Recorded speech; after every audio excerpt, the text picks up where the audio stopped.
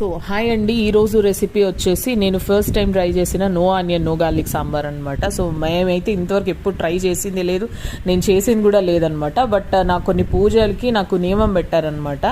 So దాని గురించి try చేస్తున్నాను నేను. సో దానికి వచ్చేసి ఒక గిన్నె తీసేసుకొని మీకు కావాల్సిన వెజిటబుల్స్ కట్ చేసేసుకోండి. సో నేను వచ్చేసి ఇక్కడ వంకాయ, బీరకాయ, అలాగే ములక్కాడ, టొమాటో, పచ్చిమిర్చి తీసుకున్నాను అనమాట. ఒక గిన్నె తీసేసుకొని అందులోకి ఆయిల్ యాడ్ చేసేసి ఆవాలు, జీలకర్ర, ఇంగువ, ఎండుమిర్చి, కరివేపాకు, దాంతోపాటు మనం కట్ చేసుకు పెట్టుకున్న వెజిటబుల్స్ అన్ని వేసేసి ఉప్పు, పసుపు వేసి మంచిగా మిక్స్ చేసేసి ఒక 2 నిమిషాలు వేపుకున్న తర్వాత దీనిలోకి సాంబార్ పొడి, మిర్చి పొడి, అలాగే కొద్దిగా ధనియాల పొడి వేసేసి బాగా మిక్స్ చేసేసుకొని ఆ ముక్కలు మునిగేంత వరకు వాటర్ పోసి దాన్ని బాయిల్ అవ్వనివ్వండి.